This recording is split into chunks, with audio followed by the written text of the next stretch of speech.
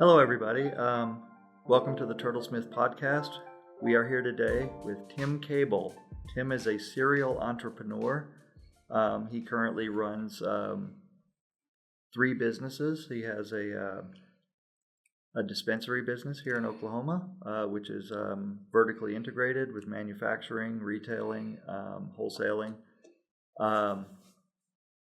He has a concert promotion business with several aspects to it, and he has a real estate business. So we're here today to talk to Tim about his career and his path and everything about business. So let's just jump right into it. So Tim, welcome. Thank you, John. Glad to be here. So your business, your main business is High Society, and you mentioned earlier that you've just opened your seventh store, retail store, and you are, correct me if I'm wrong, a grower, producer. You manufacture gummies and other edibles as well, and you are the exclusive distributor for the Smokies brand in Oklahoma. And as well, you are a retailer, as we mentioned, because you have your 7 stores. Yes, sir. High Society. We opened our 7th store this morning.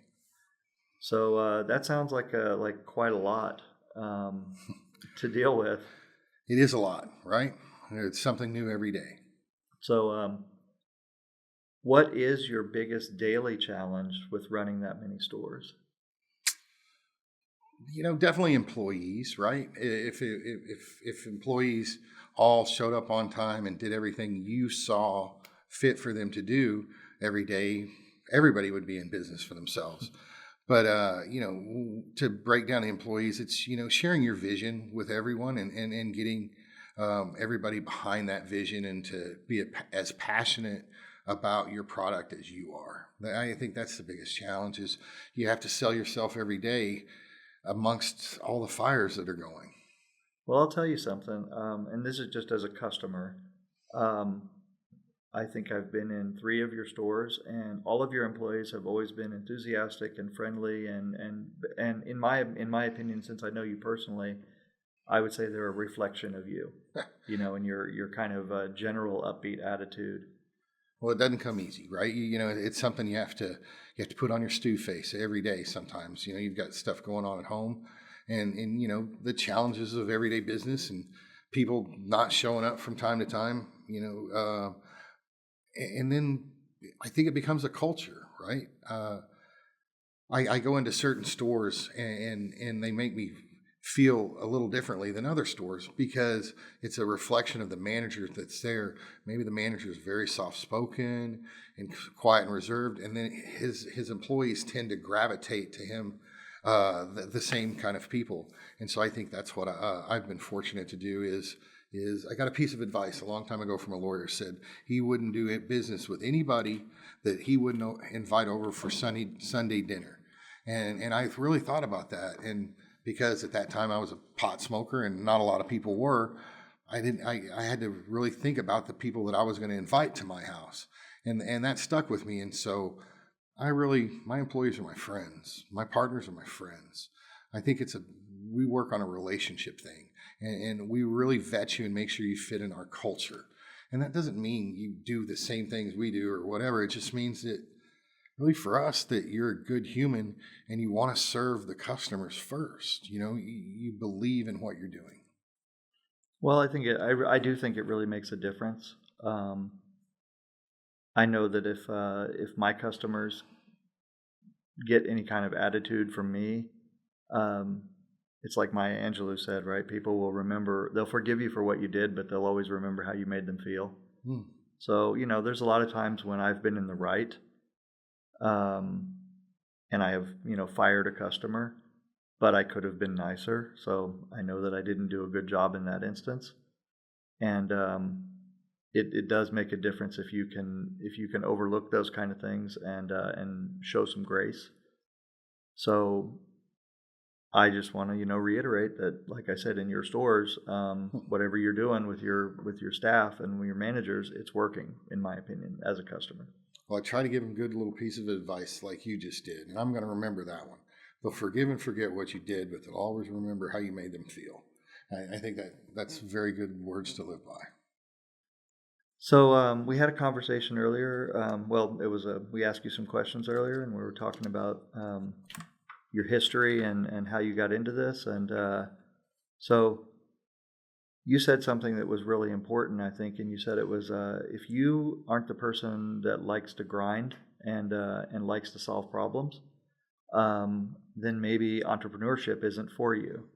Right. So we had talked a little bit about different approaches to business. Now, for Turtlesmith here, what we're trying to do is give people really a best practices approach with accurate information for them to follow, just to get them thinking in the right direction, a little bit better planning. You know, the kind of thing that I didn't do, and to some degree, you didn't do. Although it sounds like you journaled a lot about the things that you wanted to do, and then you basically manifested them in the sense of making them happen. You know, so they ended up happening, even if there wasn't particularly a detailed business plan, if I understood that correctly. Yeah, I'd say that's accurate. Yes. So do you want to kind of elaborate on what your thought processes were before you ever started your first business? You said you'd gone into the Navy. So is it fair to presume that you kind of started doing business after the Navy? Actually, before I went to the Navy, I was working at about 3 different fast food restaurants. I had a car, but it was broke down. But I got a lucky break.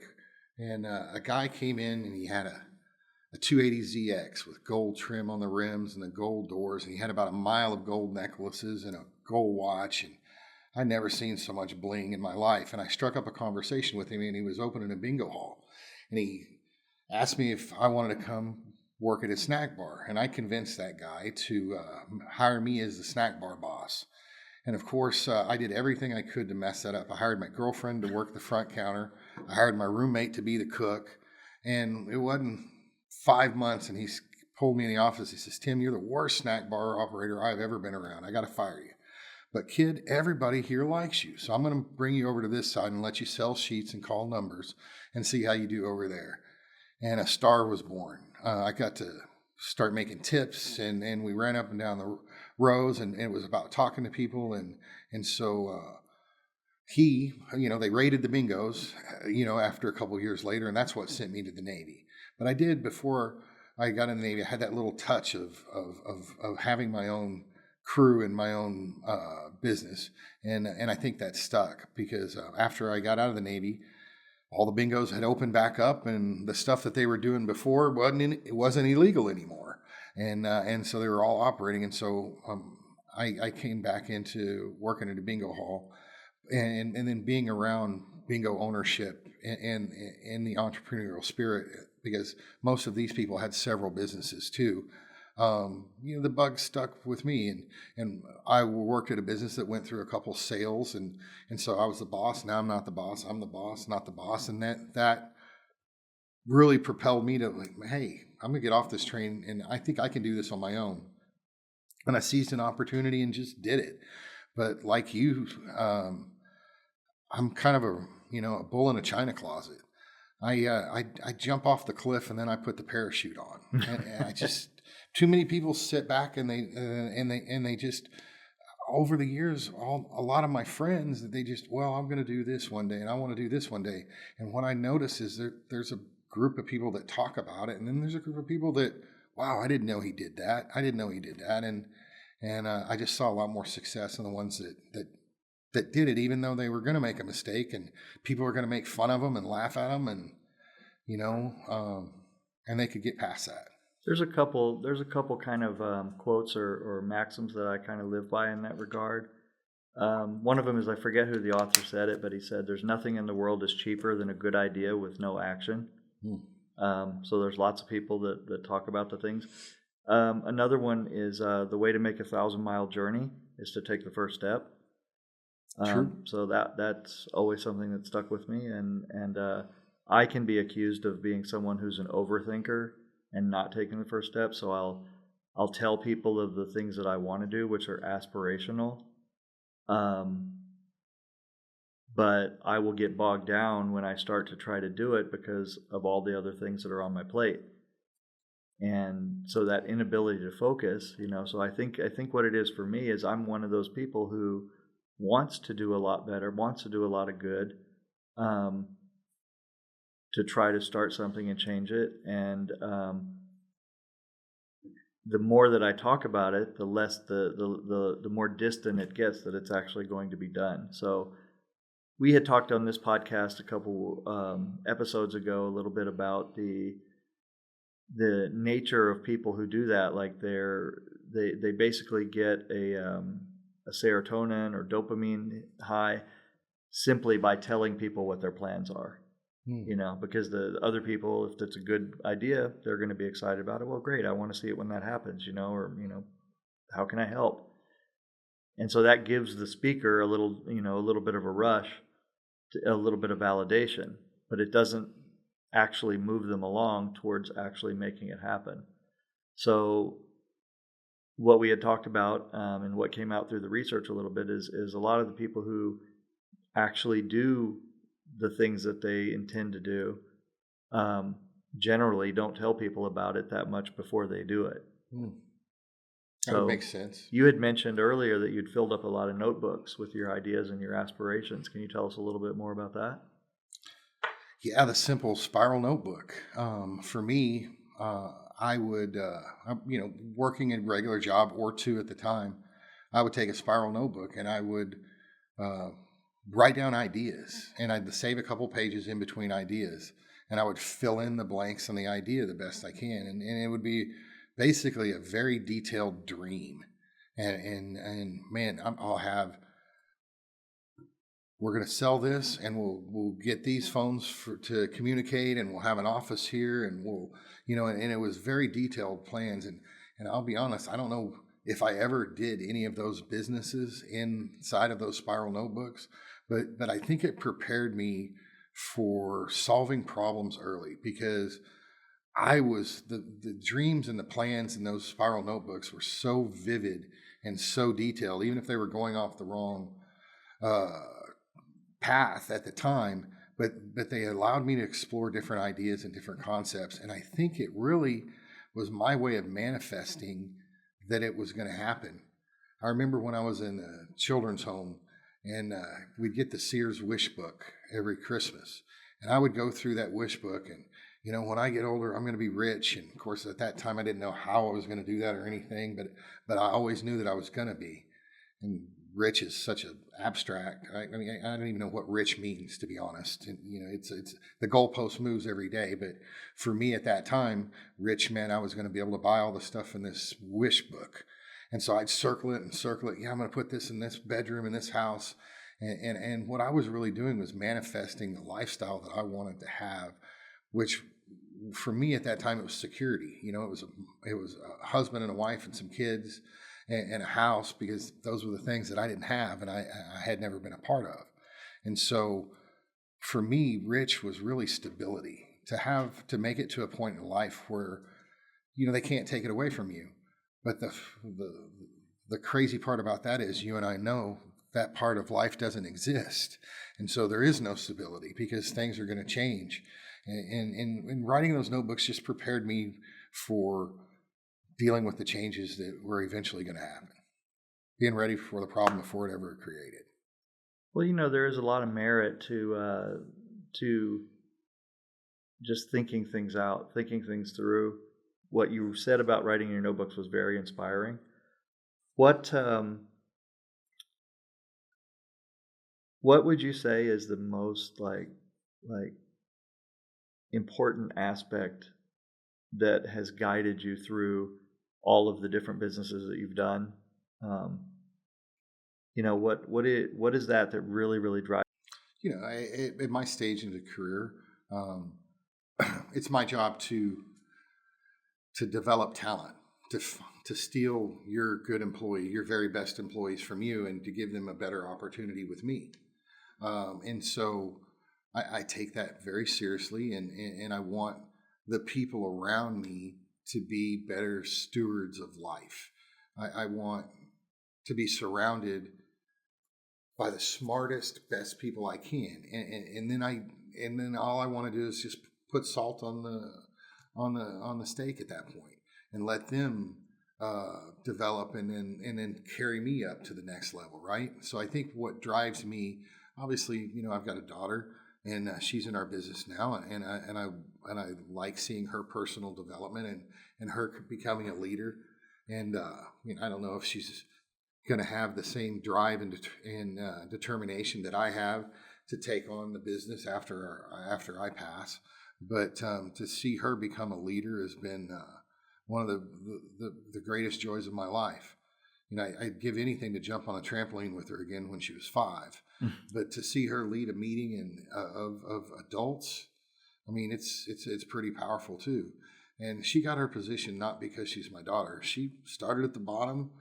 A manager wouldn't show up, and she'd pick up the baton. And she definitely has earned her position where she's at. And so that's been a great reward. But the satisfaction of putting a product on the market that you're proud of, and a presentation that you're proud of. I love seeing my T-shirts or seeing Facebook reviews, of where we did a good job. But I treat those just as seriously as the bad reviews. There's a process. I see every review that we have on any platform. And, obviously I'm not the only one that sees it. It gets fed through managers, but I see it firsthand in real time.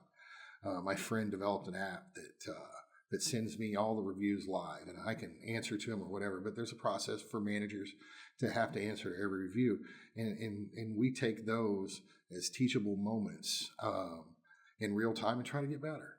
And eventually, you think you're going to run out of bad reviews, right? You're going to have solved all those problems, and so I'm a person that inherently wants to be better today than I was yesterday. And I think that that's what drives me, is that just basic principle of the fight between myself to do better today than I did yesterday. Yeah, well, continuous improvement is a big deal. I think it was Socrates who said, an unexamined life is not worth living. That's lost on a lot of people today. I have to admit, the younger generation, I'm getting to be that old man that's, golly, you whippersnappers, but they just don't build them the way they used to. Think of how our grandfathers looked to us, going through the great grandfathers, going through the Great Depression. And I remember, people washing aluminum foil and rinsing off styrofoam plates, to use them again. And our society isn't built like that anymore. Well, one thing I think I admire from knowing you and seeing what you do and seeing you reflected through your people at the stores is that you do care about the people around you, and you are a good example in the business community, in my opinion. You never hear anything bad about, I personally have never heard anything bad about high society. I've never heard anything bad about your business practices. You're just not listening hard enough. Yeah, well, you're always going to have detractors. Maybe right? maybe I'm not in the gossip loop enough. Sure. But if I were to say that I wanted to be like someone that I know, then it would be to be like you. It would be to be like Surf.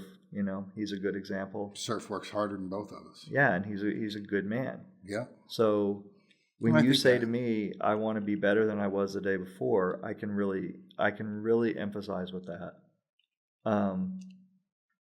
I have gone through the struggles, of like you said earlier in the interview, said if you haven't spent a night with your head in your hands, trying to figure out why you're doing this, having to worry about payroll, and to me that's the worst, is not knowing whether you're going to have enough money to pay somebody at the end of the week of work that they put in for you.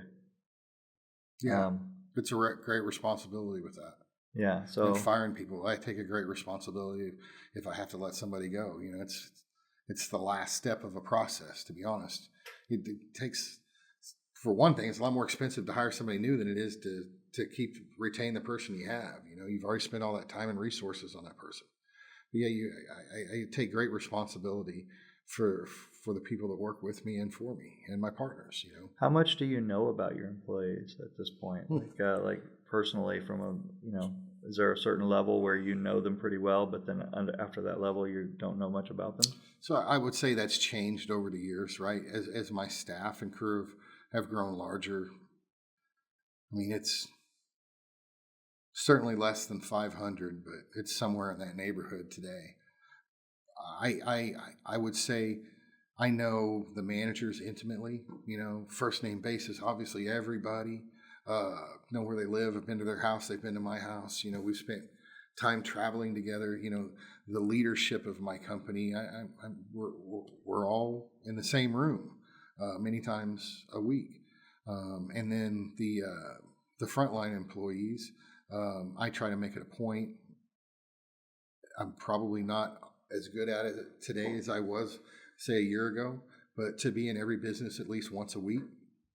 I have, I'll make some deliveries or something just so I can talk to the people that are working for me on that frontline level, because believe it or not, those are some of the most important folks, because they touch your customer first, and that first impression is going to be hard to ever shake off, if you do it incorrectly. And so I try to inspire those people and give them a sense of ownership in what we're doing, and hope for what they could become in our organization. I try to tell them about the different companies that we have, and so if they're not liking this business, or they don't like this particular spot where they're at, figure out where you want to be and come talk to your boss, and we're happy to make a transfer and move you to a different location, or move you into one of the other companies if you want to grow marijuana for a while instead of do the retail side, or you want to work in the concert business for a while. Hal Smith is an operator in Oklahoma that he's a restaurant operator. I think at last count he had 77 restaurants, and I got to have a chance to be around his people and some of his partners. And one of the first things I ask is, what makes Hal so successful? Because, as you know, if you go into any Hal Smith restaurant, the service, the food, everything's just impeccable, no matter what varietal of food they're serving in that building. And his partners all told me the same thing about Hal. That Hal is super generous, and that he provides opportunities for the employees. You'll see this guy as a bartender, and then next thing you know, he's an assistant manager at this store, and then the next thing you know, he's got his own store over here. And so Hal provides opportunity for people.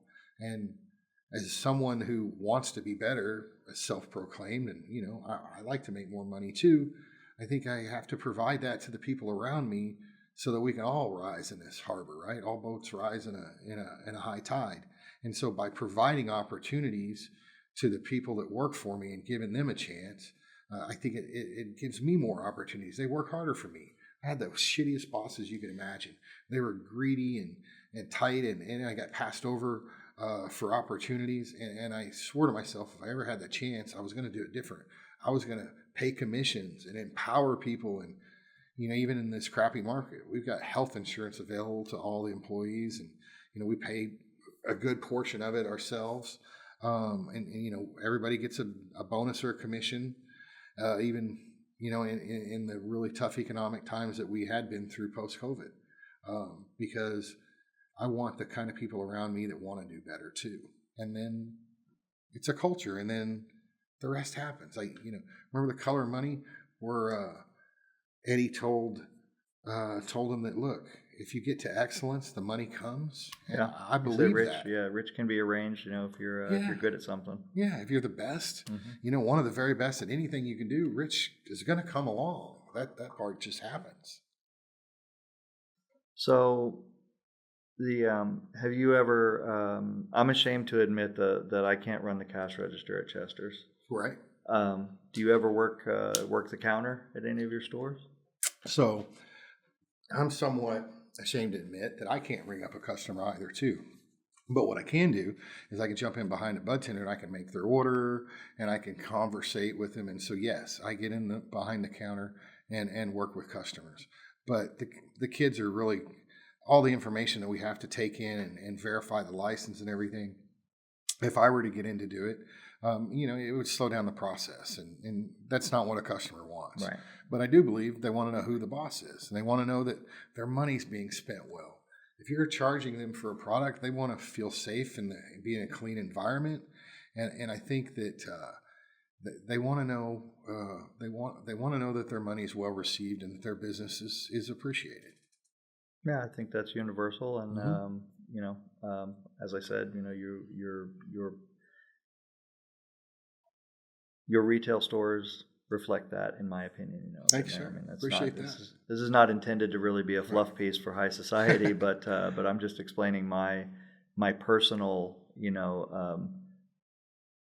experience, and then the people in your stores, they don't know that you know me, so I don't think they're treating me any different. I don't mention it. To the contrary, I ask you not to tell them and then tell me what happened, because that kind of feedback is invaluable. And I appreciate your sentiment about the stores, and I too believe, and I think a lot of people would share that same sentiment, that High Society is one of the most popular brands in Oklahoma, and the Smokies gummies are certainly some of the most popular in Oklahoma. But that didn't happen by chance. It's 6 years later, and I'm still in a store every day. It's something you have to constantly work on, because the goalpost gets moved every day. There's a new set of challenges. There's a new competitor coming in. I had a successful nightclub back in the day, and we had a really good night where we brought just about everybody in town. And then In Cahoots opened up, or they closed down and they changed to the club rodeo, and they started doing live bull riding on the same night that my big night was. And they absolutely had the hottest gig, and their bar was 50 times as big. And so basically everybody in town started going there on this night. And so what we did is we stopped doing our promotion that we had been doing. And about 2 months later, we started it up again on a different night. And I built that second night to as big as the first night was. And I think that was a good lesson for me, and a good confidence builder for me, because if I could, that could have just crushed somebody that didn't have the same work ethic as I did, and they could, well, crap, it's over with now, I guess I'll have to do something different. But we knew that we believed in our product. We just, Walmart moved in next door to us. So what we did was backing off, and then having that success on that second night with virtually the same promotion, it really instilled into me that there's always an option. There's always a way out. You just have to, keep trying different things, and just because you're trying something that's unconventional, don't listen to the naysayers.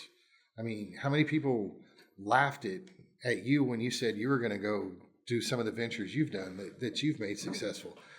Some of the best work I've ever done is when everybody around me was saying, you're an idiot for doing that. Well, I will say this. When I got out of the military, I wasn't on the best of terms with the first sergeant.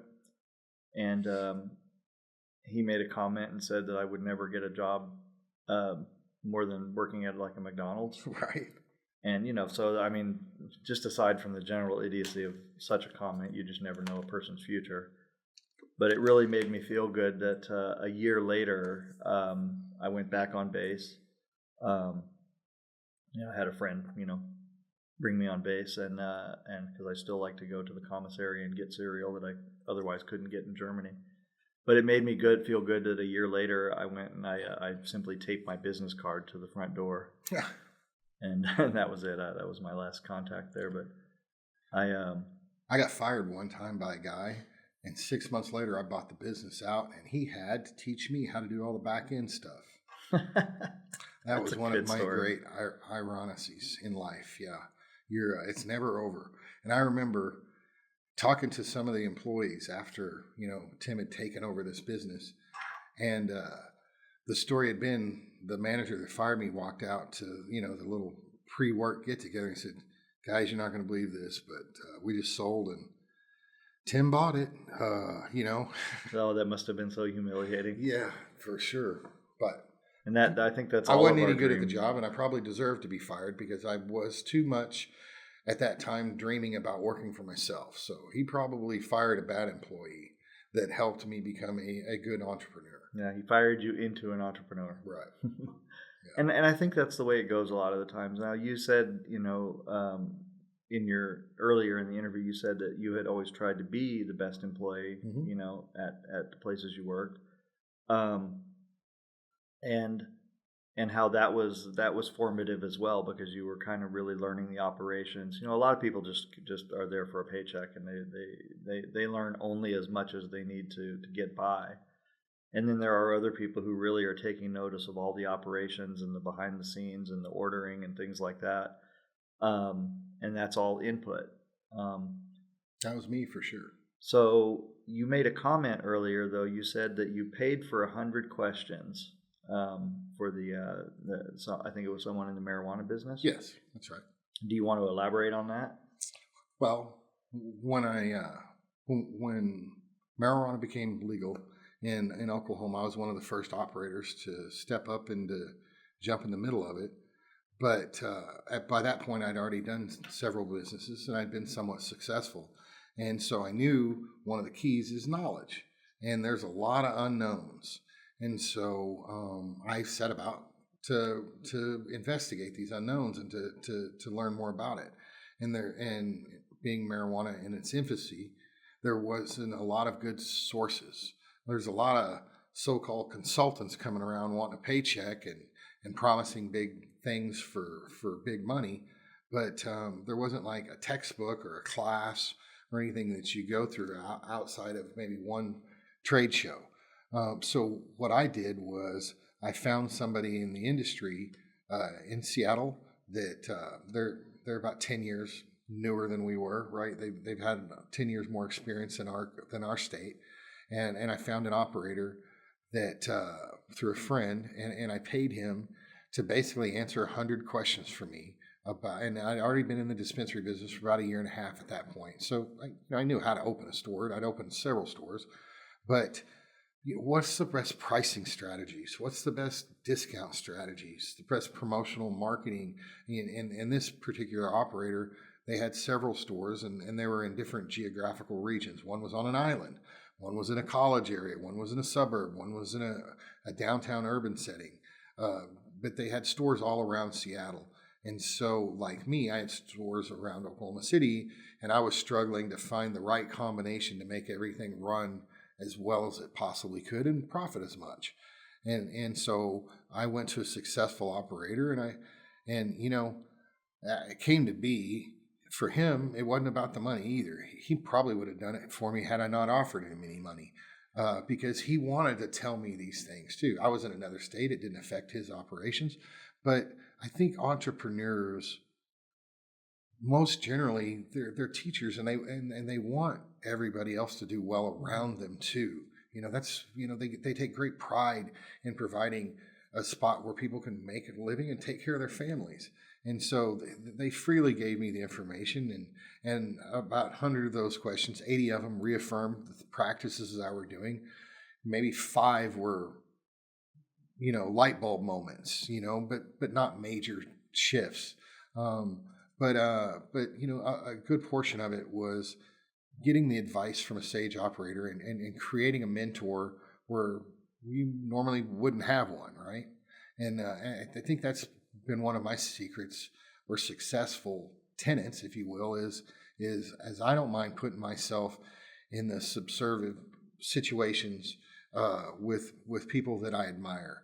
I'll come help you mow your yard or whatever. I just, give me a little bit of your time and let's talk about how you got there. What's your journey? How did you get there? And if you want to be a millionaire, hang out with millionaires. If you want to be a billionaire, hang out with billionaires. And they talk different. They talk about different things.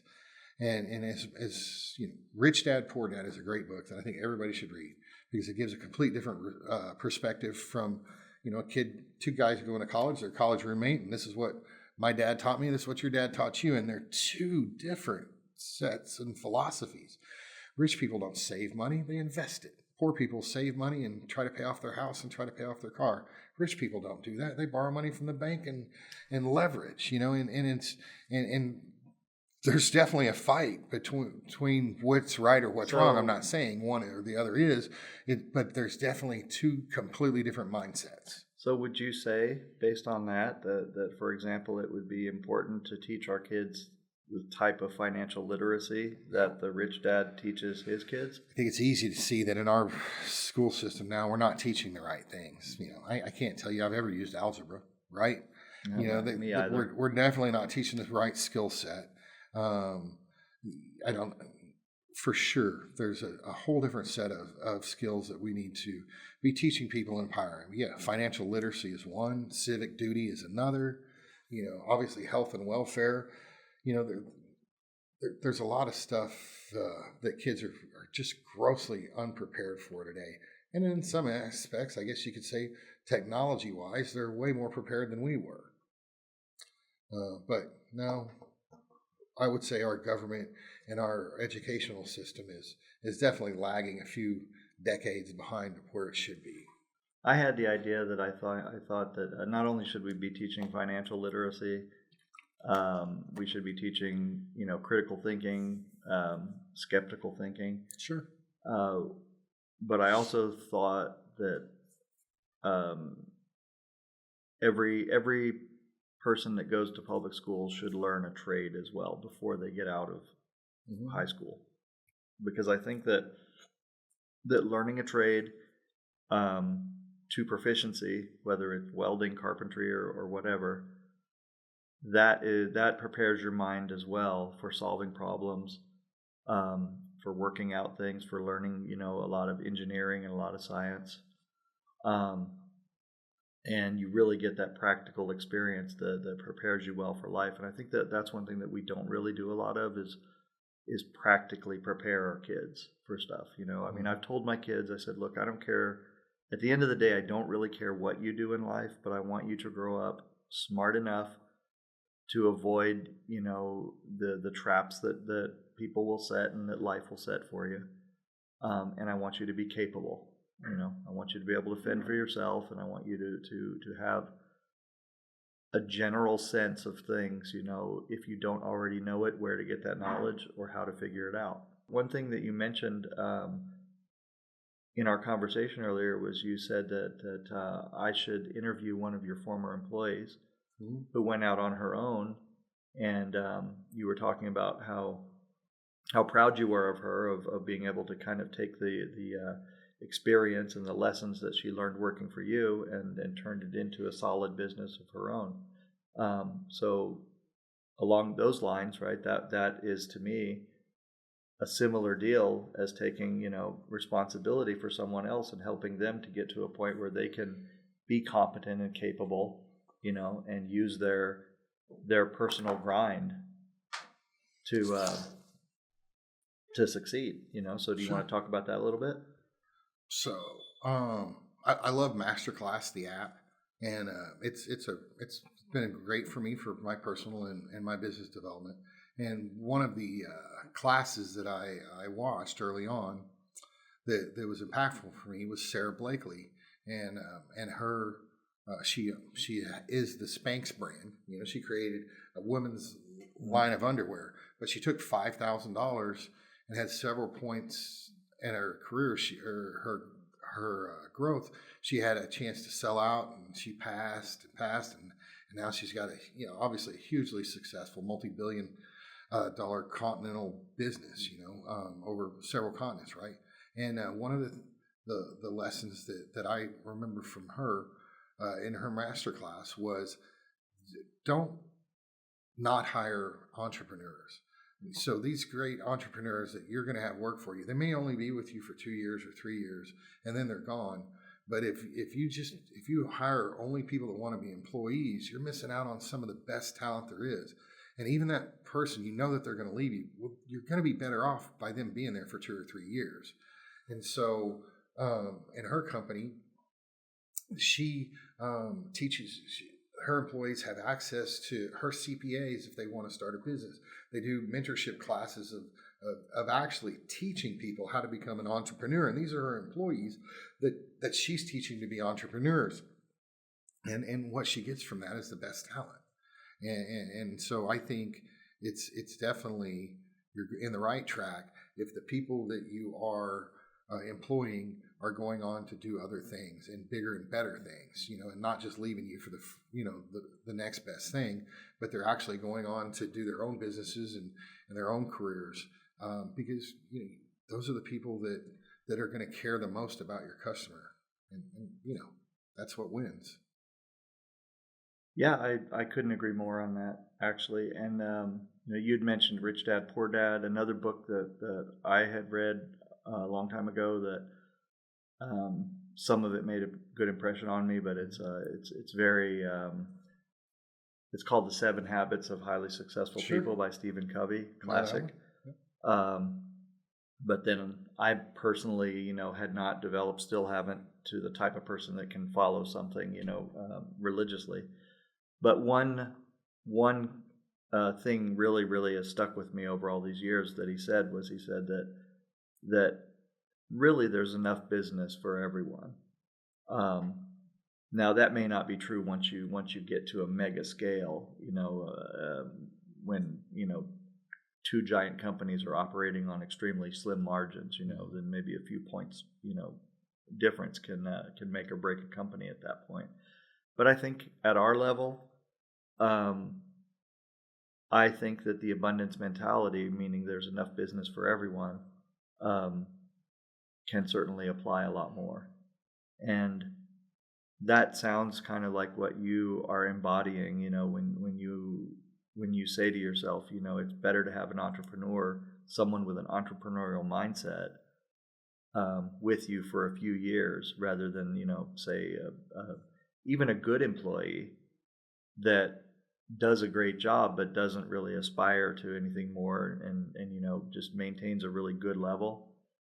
That's one aspect of the business that's really good to have, but you don't get those growth spurts. You don't get those chances to have somebody come in with just this wild idea, that could work and be really beneficial.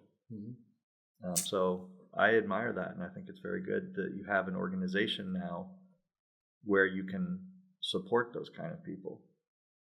Yeah, it's definitely allowed us to retain the best talent for longer, for sure. Giving them an opportunity of an advancement. I think that's all we're looking for, right? Just get a little more of this today than we had yesterday. Do a little better. If somebody came to you with a business idea that had been working for you and you really like them, do you consider investing in them, or do you just kind of more mentor them? I guess every case is different. I've done both, but I'm an entrepreneur at heart, so I'm always looking. I love deals. I love putting deals together, and especially concert business. It's real easy to see the rewards quickly. You work all year on a show, and then you have a show for 3 or 4 days, and it's either successful or it's not. And the reviews come out immediately, and so it's like mowing your yard. You get to sit back after it's cut and look at the pretty lines in the grass, and I enjoy that a lot. So I'm always looking to work with the people that are friends of mine. So this is just coming to my mind right now, and I'll throw it out to you. Do you think that maybe a local version of Shark Tank would be a good idea? For sure. Not even necessarily a television, right? or but yeah, like a local incubator for general business. Yeah, I think that's a great idea, and I think you have enough local business people to support that. But you also have to consider how many companies got no deal at Shark Tank that went on to do really well. Just because if you get in front of that Shark Tank moment, you don't get the answer that you wanted that day, that doesn't mean you're not going to get there. I know. I was just thinking to myself that could be a way to build some more synergy and more community. For sure. So that'd be interesting. Maybe that's something we'll talk about at a later time. Well, Tim, I think we've gone over our time a little bit. Perfect. I know you're a very busy guy, so if you don't mind, let's wrap it up. Do you have any final thoughts that you want to impart to the audience? Thanks for doing what you're doing, and I think it's awesome that somebody's trying to put together, a how-to list and make it easier. Although there's not all the answers are going to be there, but a lot of them will be there. And putting the right people in the right room to help you answer those questions is always a good thing. Well, Thank you that's for the what we're opportunity, aiming for. So we thank you very much, and get your hand. And thanks a lot. Thanks, buddy. That'll wrap us up. Very cool.